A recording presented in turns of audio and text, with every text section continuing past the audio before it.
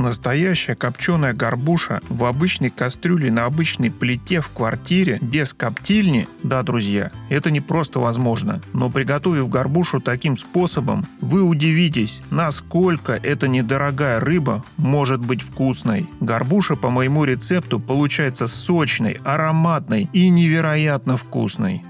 Я буду коптить самую обычную замороженную горбушу, которую купил в ближайшем супермаркете. Первым делом рыбу необходимо разморозить. Размораживаем рыбу на верхней полке холодильника. У меня горбуша не крупная, не потрошенная. Она весит немного больше 800 грамм. По внешнему виду видно, что это самец. Мясо самцов лучше всего подходит для копчения и приготовления блюд. Рыбу чистим и потрошим. Я отрезаю голову, плавники,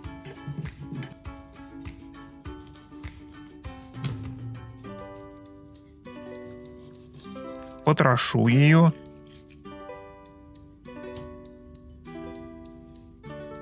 отрезаю брюшки,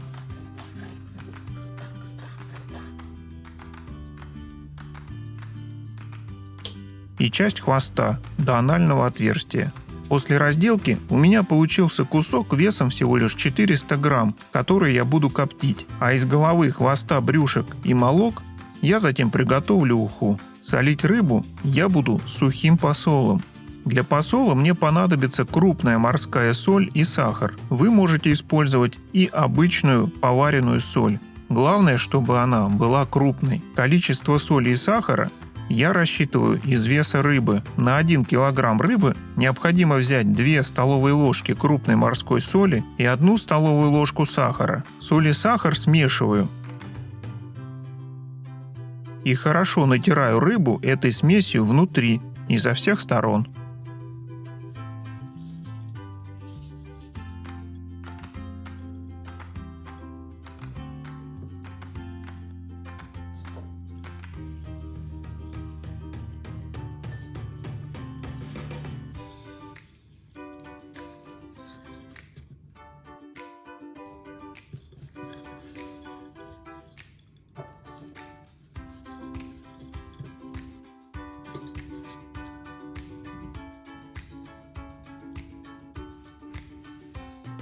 Кастрюлю накрываем крышкой и ставим прохладное место на 12 часов.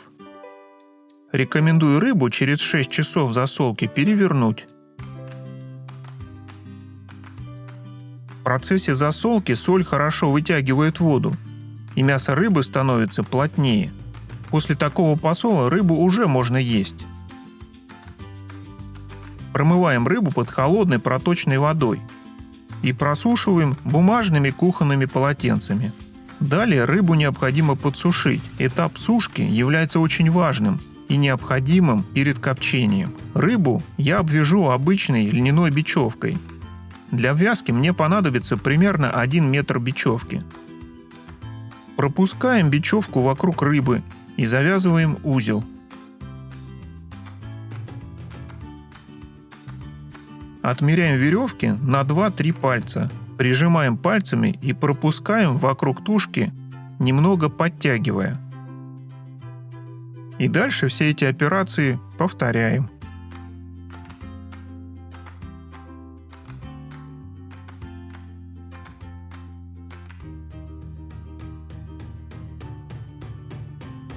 На другой стороне тушки веревку просто пропускаем под уже обвязанными нитями.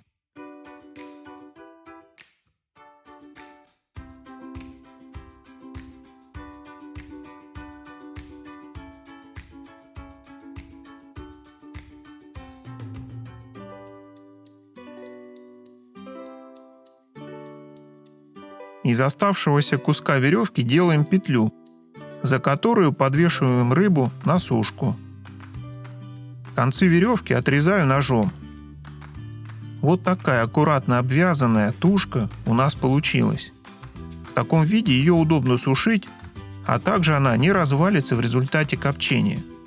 Сушим рыбу до появления легкой сухой корочки.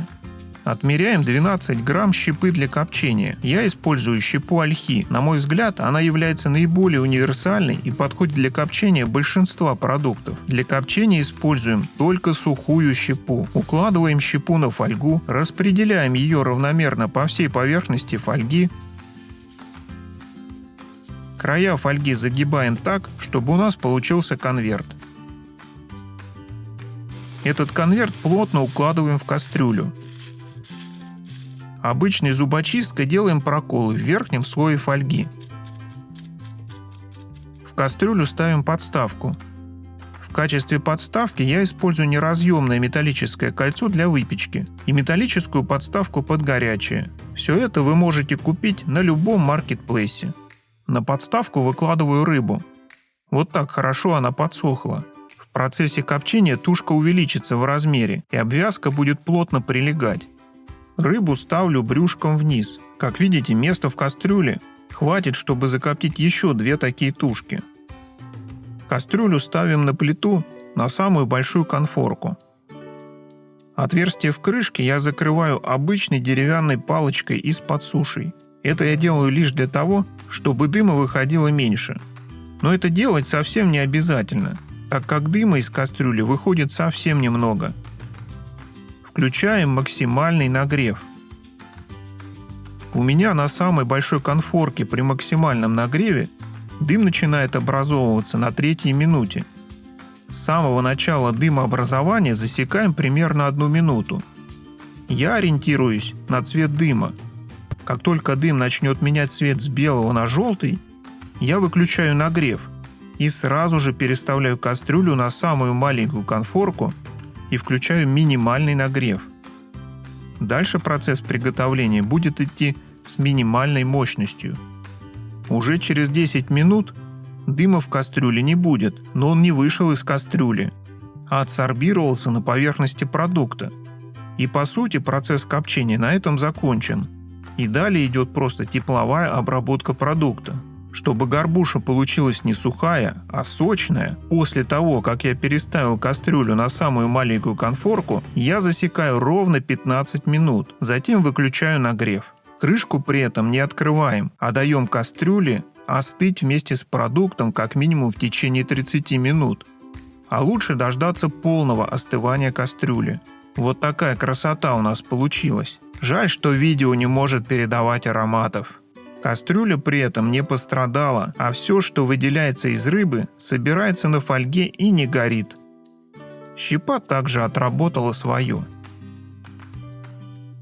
Горбуша получилась красивого, насыщенного золотистого цвета и восхитительного аромата. Это выглядит и пахнет настолько аппетитно, что удержаться и не попробовать рыбу очень сложно. Однако рыбу после копчения мы сразу не едим, а ставим ее на проветривание, или правильнее сказать, на созревание, на 12 часов в прохладное место. За эти 12 часов процесс копчения все еще продолжается. Идет процесс абсорбции или насыщения дымом продукта. Дым проникает в его структуру. Горбуша получилась сочной, с восхитительным ароматом, идеально сбалансированная по соли. Рыба получается настолько сочной и вкусной, что и просто невозможно поверить в то, что до этого это была самая обыкновенная бюджетная замороженная горбуша.